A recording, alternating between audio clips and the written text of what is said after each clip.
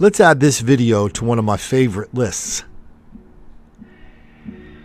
The list of videos where people, usually family members, say that if the cops hadn't have intervened in some unbelievably horrific, violent act, everything would have been okay, so it's the cops' fault. The mother of a Webster man accused of trying to run over Brighton police officers is coming to his defense.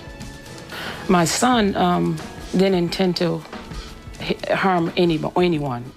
Her son, Tyler Keys, was arrested yesterday for driving at Brighton police officers. One officer fired 2 shots to try and stop him. Tonight, Keys' mom tells 13 WAM's Carla Claire what she witnessed. Carla?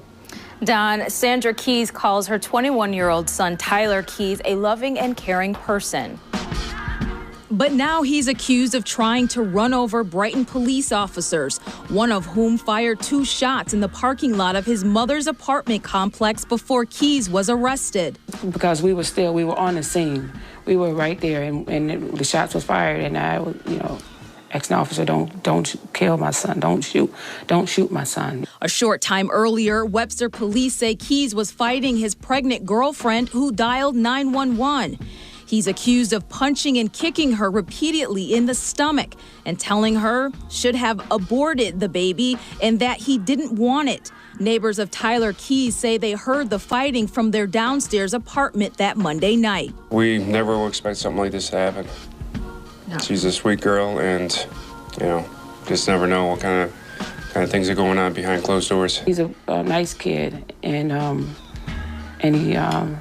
he was working and taking care of his child. Keys fled to his mom's apartment in Brighton, where she watched as he's accused of intentionally driving towards 2 police officers who were trying to arrest him.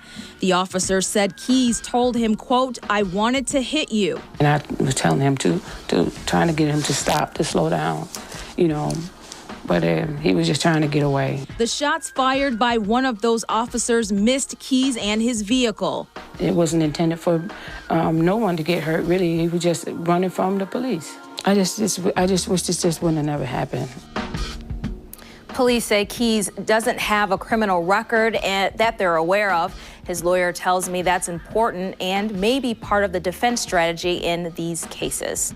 Oh yeah, and in case anybody cares, the woman who was almost killed, the 2 cops who were almost killed, the unborn child who were almost killed. I don't know, wish I could tell you they're okay, but guess what? Once this happens to you, you're never really okay. I don't care how much of a tough guy cop you are. This story is a good reminder of kind of the approach we try to take on this channel, and I think we take this approach because I think this is the most productive approach. We don't try to argue with people on this channel. We don't really debate with people any more than we could debate with this mom about her son. No, we're not arguing about black mob violence and how people ignore, deny, expose, ignore. I don't even have my own mantra down anymore. Ignore, deny, encourage, and even lie about black mob violence. We don't want to debate those people. We want to expose them. I mean, I just got an email yesterday from St. Louis. Okay, you know how much we do on St. Louis. You know how much we could do on St. Louis. I have 2 correspondents from St. Louis. They send me so much material. You guys know who you are. I really appreciate it because I try to use as much of it as I can. But there's too much of it in St. Louis. It's too easy in St. Louis. Anyway, a guy sends me a letter with lots of F-bombs, lots of bombs directed at me because I'm a bad person. And he goes, "Hey, listen, I'm at my mom's house. Here's a picture of my mom in front of my mom's house. And there's some people standing out front of there. Looks like a nice neighborhood. They got their hands in their pockets, And he goes, "Listen, I took this in front of my mom's house. There's no black people beating up white people out there. And Colin, you're a bad person. F-bomb, F-bomb, F-bomb. Da-da-da-da-da. And I think his name was Carlos something or other. I actually posted it on my Facebook page. Do you think there's any debating with Carlos? Do you think there's any debating with the mom? I don't know why everybody is so heavily invested in ignoring, denying, condoning, excusing, encouraging, and even lying about black mob violence. Bam, I knew I could remember it. I don't know why that is. But they're there. I mean, 20% of the people don't want anything to do with this material. And they're just going to tell us it doesn't exist. We're wasting our time debating with them. No, the only thing we can do is expose them. So I'm really kind of more interested in the mom here than the son. The mom kind of represents everybody, right? It's like, oh, there's nothing going on here. He would have been fine. Wish they hadn't chased him. He was just running from the cops.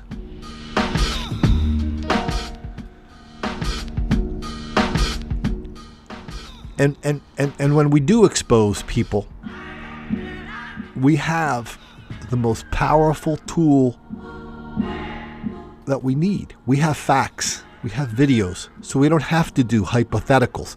We don't have to say, well, that guy was white and the victim was black. We'd be reading on the stuff, all day long. That's hypothetical. That's not as strong as saying, hey, look at this. Did you see this? There's just nothing more powerful we can do than say, did you see this?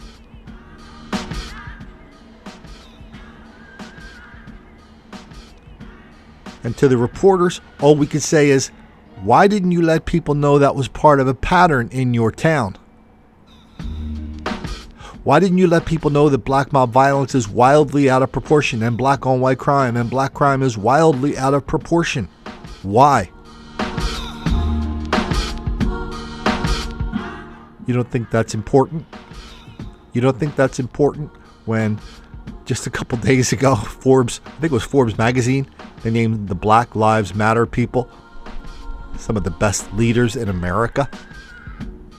The only reason they're, quote, I'm doing air quotes, leaders is because they get uncritical access to a fawning media when they say black people are relentless victims of relentless white racism all the time, everywhere. That explains everything, especially why cops are always picking on black people like Tyler Keyes for no reason whatsoever. That's the greatest lie of our generation. That's what we're doing here. We're fighting that lie. That's why I want you to like this video, to share it. Post it on your Facebook page. Post it on your Twitter page. Don't Make the Black Kids Angry. Read that. Give that out. By the way, I don't know what's going on with that book, but the sales on that book are taking off like crazy right now. I mean, it's been selling well. It's been in, the top 10 in all these categories, and they even have me in the wrong categories. If they put me in the right categories, that book would have been number one in this category for a long time since it came out. But people are realizing this is the place where you get fact, no theories, no causes, no solutions, no big complicated explanations, no sociology, no theology, no psychology. No biology, no genetics, no ology of any kind. Just one story after another, each one saying, hey, this is happening here. And there's something really, really wrong going on in this country because this is happening way too much. And way too many people, they're past ignoring it now. No, we're past denial. We're full on into deceit and delusion. That's why we're making these videos. We're not going to wait around for reporters to figure this out. You're the reporter. I'm the reporter. We're all reporters. Our job is to spread the word.